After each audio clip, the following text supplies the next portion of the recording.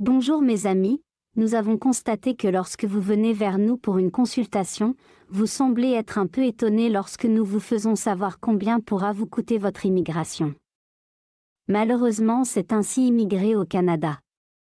Si vous voulez immigrer par une résidence permanente, ça coûte de l'argent. Mais si vous voulez immigrer par un visa court séjour, c'est différent. Nous avons déjà fait des vidéos où nous montrions des stratégies pour pouvoir avoir plus facilement un visa court séjour. Si vous obtenez un permis de travail, c'est encore mieux, parce que vous êtes totalement pris en charge par l'employeur du départ jusqu'à l'arrivée, et vous arrivez dans un environnement qui vous attend, où tout a été préparé pour vous. La bonne nouvelle aujourd'hui, c'est que le ministre de l'Immigration canadienne, c'est-à-dire le ministre de l'IRCC, Immigration, Réfugiés et Citoyenneté Canada, a décidé de faciliter l'obtention de la résidence permanente. Il a demandé que tous ceux qui ont la résidence temporaire puissent avoir une résidence permanente. C'est un test qui va commencer avec la province du Manitoba, parce que c'est cette province qui en a fait la demande, et s'étendre à d'autres provinces, comme l'a dit le ministre dans ce communiqué de presse. Si vous êtes nouveau sur notre chaîne, abonnez-vous, aimez la vidéo et partagez-la. N'oubliez pas de faire partie de notre groupe de membres en cliquant sur le premier lien en description. Nous avons des formations exclusives que nous offrons à ceux qui font partie de nos membres. Ces formations vous aident dans tout ce que vous entreprenez, que ce soit dans le domaine du business comme dans le domaine de la découverte et de l'immigration.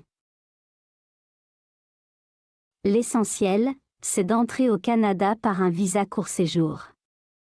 Une fois que vous entrez, étant donné qu'il y a de l'emploi, vous trouvez un emploi qui va vous permettre d'obtenir la résidence temporaire, et une fois que vous avez une résidence temporaire, vous migrerez très facilement vers la résidence permanente, avec cette réforme prise par le ministre de l'Immigration, et qui va s'étendre dans le Canada entier.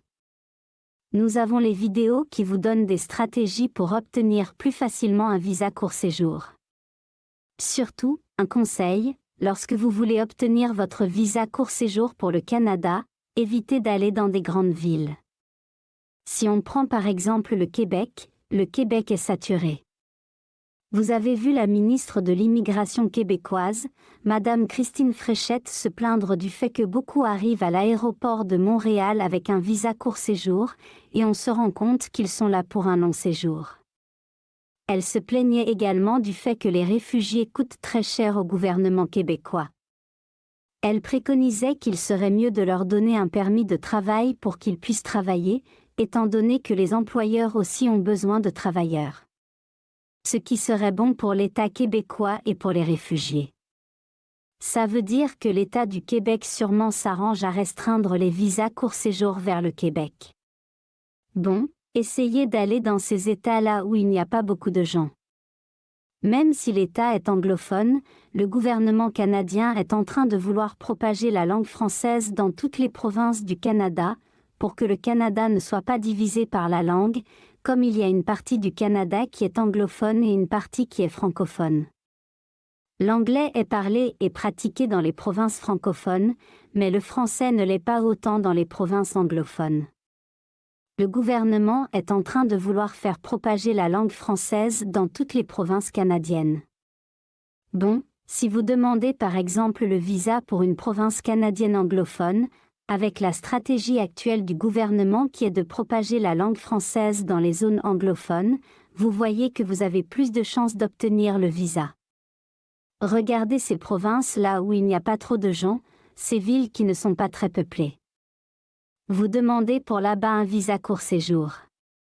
Vous aurez la chance de l'obtenir. Vous trouvez un emploi, parce qu'il y a du travail, et vous obtenez avec votre travail la résidence temporaire.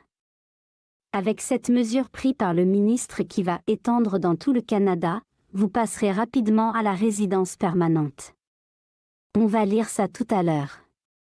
Avoir la résidence permanente, c'est avoir les mêmes droits qu'un Canadien en dehors du droit de vote. Vous pouvez lire, le communiqué de presse a été écrit le 8 mai 2024 par le ministre Marc Muller.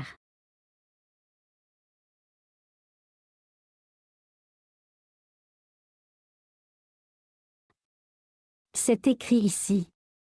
Cette mesure temporaire permettra à 6 700 travailleurs temporaires désignés et appuyés par le Manitoba de continuer à travailler pendant que la province traite leurs demandes dans le cadre du programme des candidats des provinces. On prévoit qu'au cours de 2 ans, les ressortissants étrangers admissibles recevront une désignation officielle du Manitoba et obtiendront éventuellement leur résidence permanente. IRCC est déterminé à stabiliser l'immigration permanente et à réduire la proportion de personnes vivant au Canada à titre de résidents temporaires. Bien que cette mesure s'applique au Manitoba, IRCC est disposé à explorer avec les autres provinces et territoires des options qui permettraient d'accorder la résidence permanente à un plus grand nombre de résidents temporaires actuels et de répondre aux besoins de leur marché du travail. IRCC s'est engagé à collaborer de façon continue avec les provinces et les territoires pour saisir les occasions et relever les défis en matière d'immigration. C'est-à-dire que ceux qui entrent maintenant au Canada avec un visa court séjour auront facilement une résidence permanente. Et pour demander un visa court séjour, comme je viens de vous le dire, faites-le vers les provinces qui ne sont pas très peuplées. Si ce sont les provinces où on parle l'anglais, ne vous gênez pas, ça augmente vos chances, parce que ce même ministre Marc Muller avait dit qu'il faut que le français commence à être répandu dans toutes les provinces canadiennes, pour que les provinces canadiennes anglophones ne parlent pas, rien que l'anglais. Bien que cette mesure s'applique actuellement au Manitoba, l'IRCC est disposé à explorer vers les autres provinces, facilitant ainsi l'accord de la résidence permanente à un plus grand nombre. Le ministre vient donc de prendre, même si ceci n'était pas son but, une décision qui favorise aujourd'hui les gens qui n'ont pas de moyens et qui décident par conséquence d'aller au Canada avec un visa court séjour. Ils sont favorisés grâce aux décisions prises par le ministre Marc Muller. Cependant, il faut être intelligent. Il faut demander le visa dans les provinces où le visa va être accepté facilement. Même si la province est anglophone, ne vous gênez pas, vous serez avantagé avec la décision que le ministère a prise. Cette décision en date du 8 mai. Mais il y a une décision qu'il a prise avant le 8, qui est d'encourager l'utilisation de la langue française dans toutes les provinces du Canada. Exploitez cette possibilité d'arriver avec un visa court séjour. Surtout que la décision prise ce jour du 8 mai, c'est une décision qui avantage tous ceux qui iront avec des visas court séjour, et tous ceux qui sont au Canada actuellement avec un visa court séjour. Regardez les vidéos en description.